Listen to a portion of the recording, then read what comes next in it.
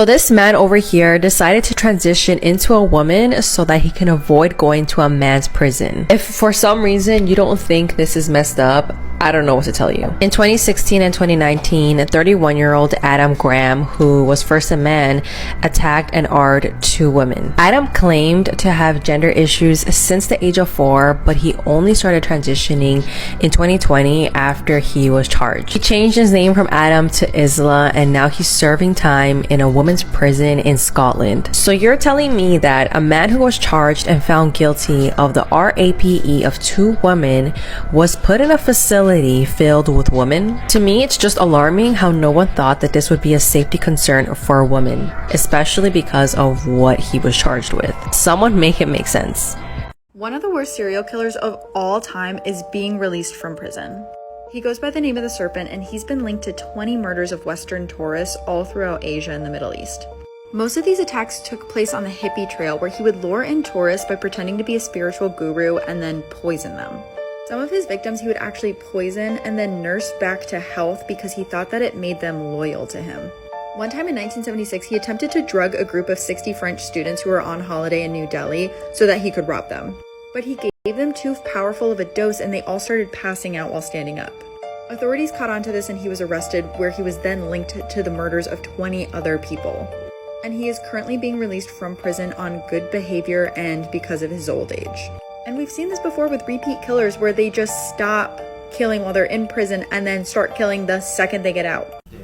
Oh, thank you, thank you, thank you, thank you, thank you. Oh boy. You don't feel bad about it? No. The woman in this video, Cynthia Chedabaka, celebrated her 63rd birthday by murdering her son-in-law, Gioward Eustaquio. Coincidentally, it was also the day of her granddaughter's spelling bee, and when Cynthia got dressed, Gioward allegedly made comments about her appearance, saying she looked quote-unquote ghetto. Cynthia then proceeded to walk to her car, grab her revolver, go to the back patio, and shoot Gioward in the back 12 times, killing him instantly. With her son-in-law's body on the kitchen floor, Cynthia went on with her birthday celebrations, first going to a local cafe for breakfast, then to a casino, and finally to her favorite coffee shop, where she was brought into questioning by police. And what followed is an interrogation that would make anyone's blood curdle. I think about this true crime case every year around the holidays. On Christmas Eve 1945, the Sauter family house burned down in West Virginia, and only 4 of the 9 children home that night made it out. The cops told the parents that all 5 children must have died in the fire that night, but when they did a search of the area the next day, no remains were found.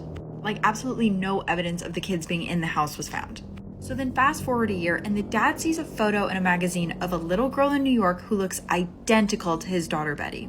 But then the authorities in town are like, "You're crazy, there's no way all the kids died in the fire that night." And then a little while after that, the authorities actually get in trouble for planting evidence in the rubble saying that the kids died in the fire.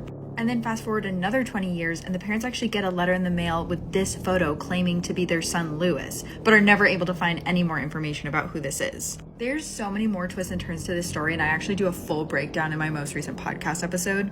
But if you know the case, what do you think? Did the kids really die in the fire that night?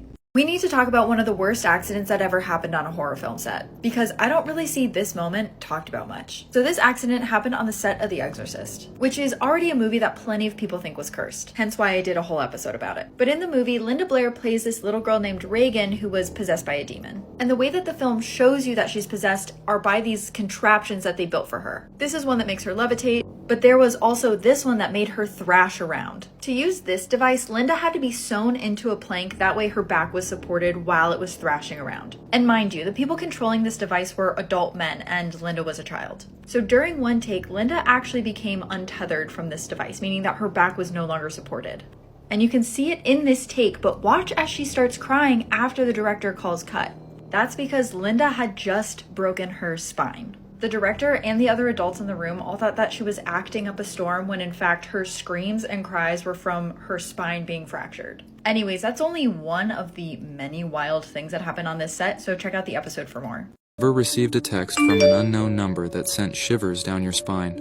This happened to me, and it changed my life. But before we dive in, a challenge for you.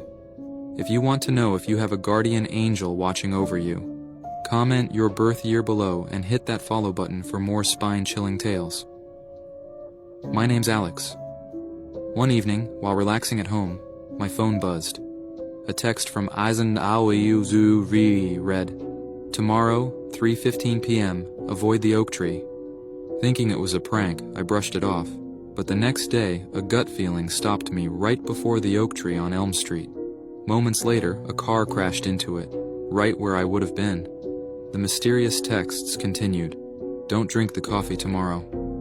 The next day, news broke about a local cafe serving tainted coffee. Several were hospitalized. Who was sending these life-saving warnings? A guardian angel or a mysterious entity? Each message was a blessing in disguise, but why me? Stay tuned for the next part where I unravel this enigma. And remember, sometimes the unknown might be looking out for you. This man faked his own death to avoid child R charges. 41-year-old Melvin MD was due to appear in court the day he conveniently went missing back in August. He had apparently been out kayaking and his son reported he'd gone overboard. It was believed that he may have drowned in the Mississippi River 30 miles west of New Orleans. However, he's recently been found alive and has been arrested. It was obviously an immediate red flag to police when they were investigating the missing person and found that he was actually due in court on R charges. These were charges of indecent liberties with a child and statutory R of a child. They obviously didn't publicly state their suspicions as they didn't want to tip him off. Investigators soon learned that due to him being out on bail, he was actually wearing an ankle tag. This allowed detectives to find out locations that the man had stopped at.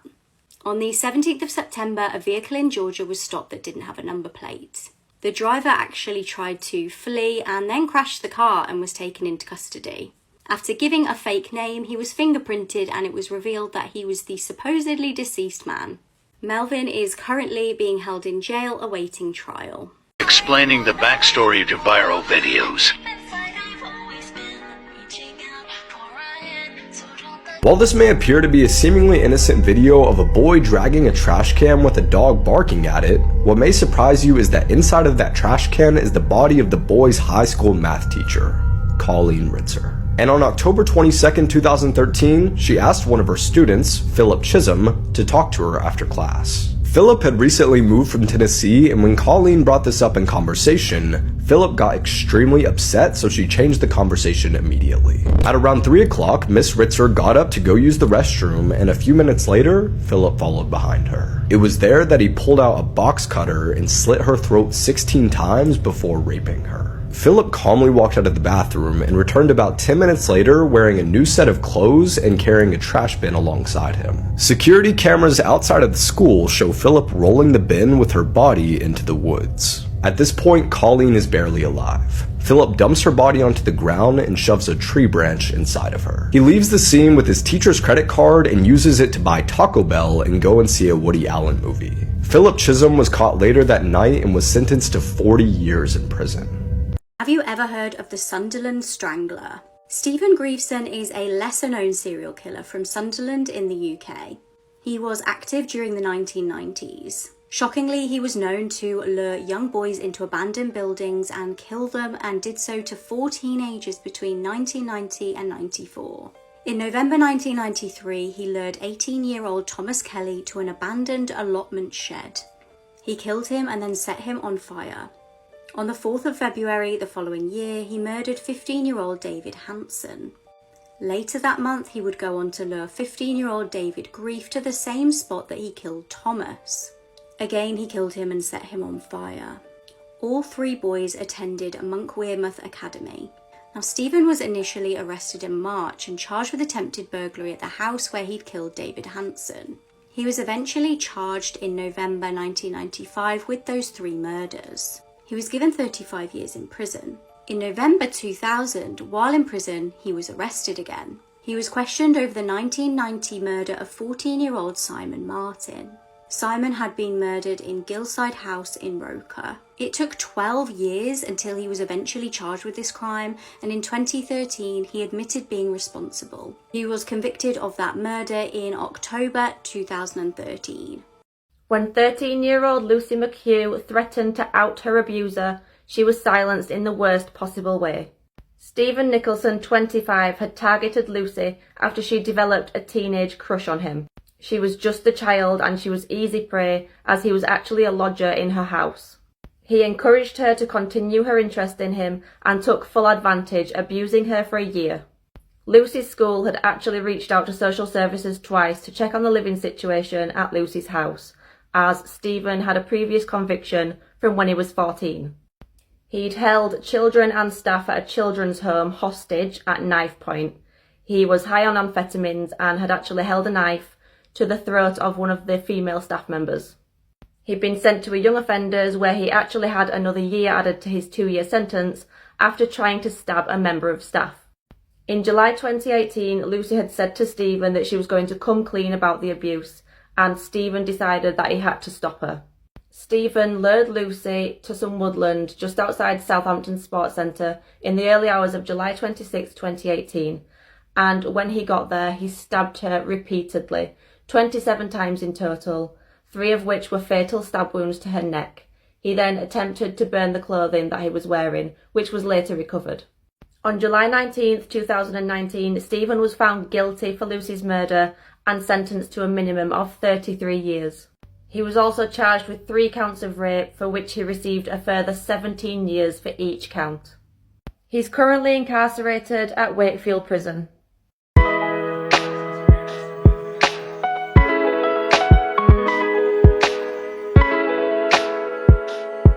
So this is John Tay Collier and Eric Dodds, a TikTok couple who amassed over 800,000 followers before they were arrested for murder charges. So before their arrest, John Tay and Eric made dancing videos, relationship videos, and their account was taking off pretty quickly here on TikTok.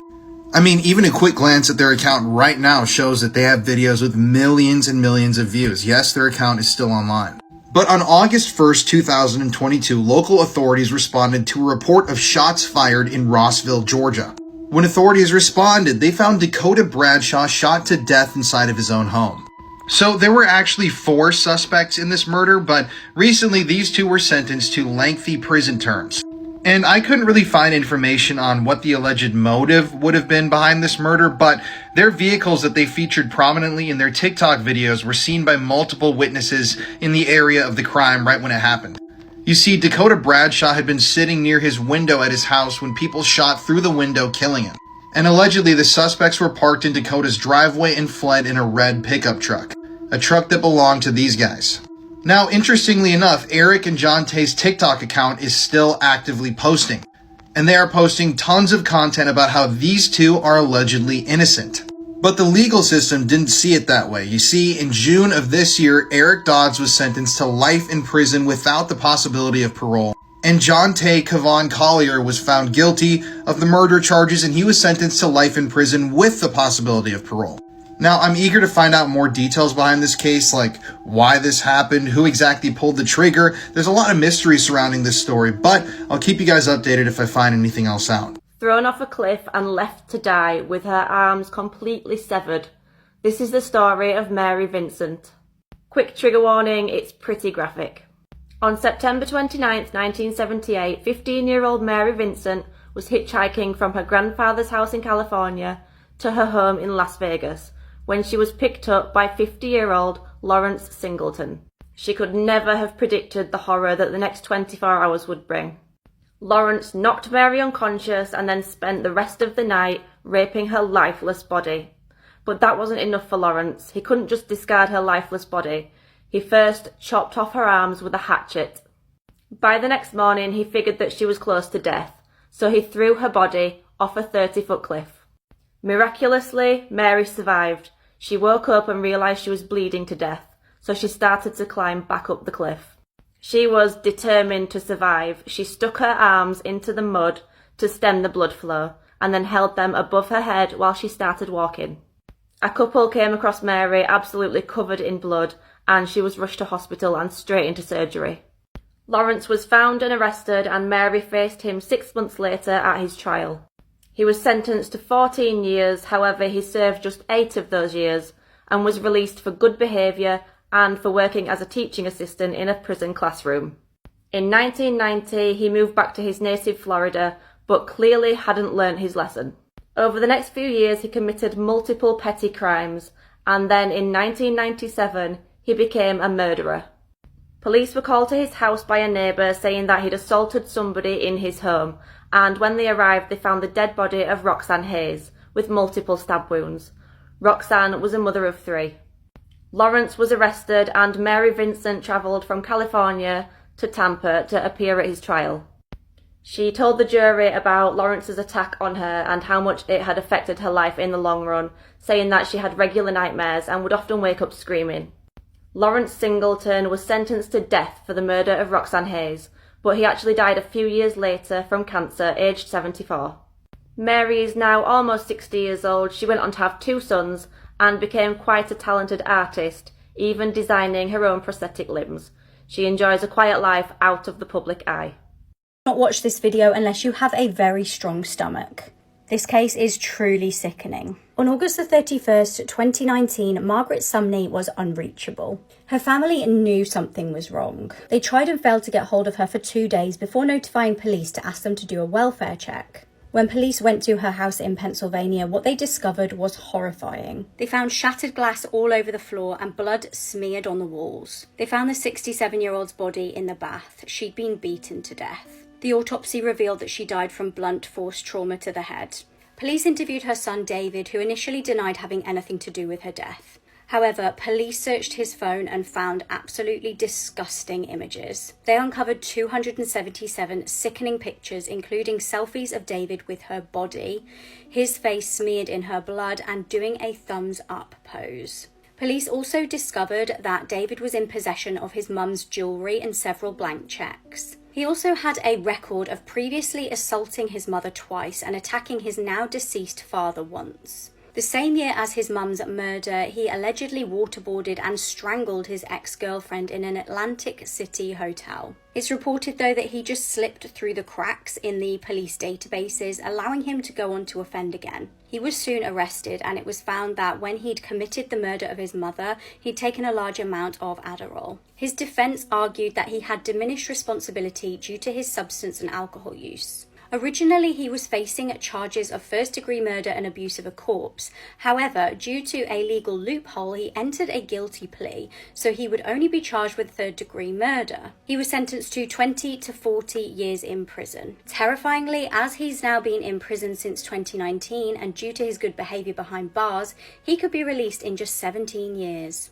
This is the disturbing case of the child who killed a child. In July 2018, 6-year-old Alicia McPhail was abducted from her bed. She'd been staying with her grandparents in the Isle of Bute. She'd gone to sleep watching Peppa Pig, and no one had any idea of the horrors that would unfold that evening. Meanwhile, 16-year-old Aaron Campbell was drinking with friends at his house. Aaron apparently became upset in the night because he had been arguing with his mum. He had had a challenging upbringing involving physical and emotional abuse. Aaron decided that evening he wanted to get some substances to smoke from a couple that he knew. The couple in question were Alicia's dad, Robert, and his girlfriend. They'd been known to sell substances to Aaron previously, but he could not get hold of them. Intending to go and steal them off them, Aaron armed himself with a knife. He headed to Robert's house where he lived with his parents and girlfriend. This was obviously where Alicia was staying that evening. When he arrived at the house, he noticed the 6-year-old sleeping in her bed and took the opportunity to snatch the poor defenseless young child. Disgustingly, he carried her to a secluded location, SA'd her, and then killed her. He then disposed of his clothes in the sea. At 6 a.m. the next day, Alicia's grandparents woke up to discover that the little girl was missing. They straight away alerted police and locals. When the family asked Aaron to keep an eye out for the little girl, he texted them back saying, "Oh damn, I'm sure she's not went too far." A local man soon discovered Alicia's lifeless body around 15 minutes away from her house.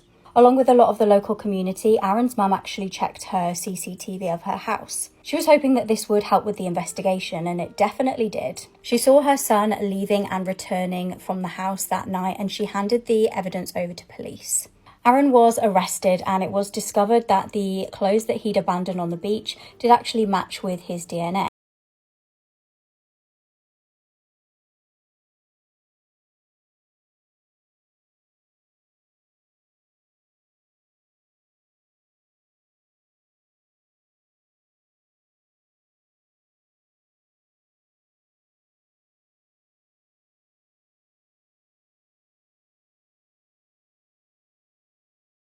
This case made me terrified to go to the cinema. This is the case of the horror in Screen 9. James Holmes was raised in California. His mum was a nurse and his dad was a scientist.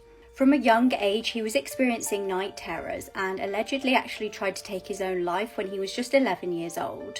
He was apparently obsessed with guns and weapons and had dreamed of becoming a mass murderer. Between May and July 2012, he legally bought 4 guns. Background checks were conducted and he was allowed the weapons. He also bought spike strips, which, if you don't know, pop the tyres of cars if they chase after you. On July the 19th, just hours before tragedy would unfold, James mailed his notebook to his psychiatrist. Inside the notebook, James detailed his plans to kill. The notebook was actually discovered later on undelivered. Just prior to entering a cinema in Aurora, James rang a crisis line to tell them about his plans to kill. However, the call was disconnected after just 9 seconds. At the midnight showing of The Dark Knight Rises, CCTV captures James walking into the cinema. He walks into screen 9, props open the door, and then walks back out again. Shockingly, he goes to his car and gets guns out and gas canisters. He re-entered the screen at about 12:38 PM and set off 2 gas canisters. When he entered screen 9 again, he immediately opens fire on the audience, instantly killing 10 people. 2 others later died in hospital from their injuries. An additional 70 people were injured. This was an absolutely packed out cinema. James also shot at people as they scrambled to exit the screen. His youngest victim was a 6-year-old girl. Witnesses said this all unfolded as there was actually a gunfight on the screen, and initially they all thought it was special effects and just part of the film. Police were actually on the scene very quickly after the first 911 call. James surrendered to the police and was arrested in the car park. He was apparently very calm when he was arrested and told police that he had booby-trapped his apartment. When police investigated his apartment, this was found out to be true. He was sentenced to 12 consecutive life sentences. Imagine getting married only to be decapitated by your husband 3 months later. 21-year-old couple Jared and Angie got married in October 2022. Around 4 PM on the 11th of January, police were called to their home in Texas. Police made a grim discovery in the pair's bathroom after finding, quote, what appeared to be the head of the victim to be in the shower, end quote.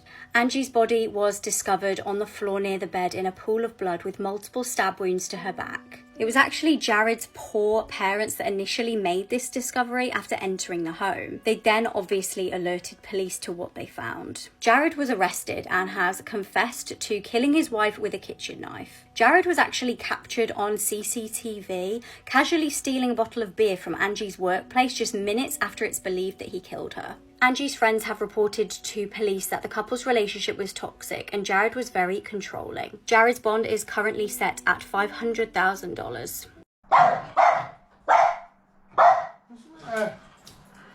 What? Nothing there, mate. Nothing there. What? There's nothing there.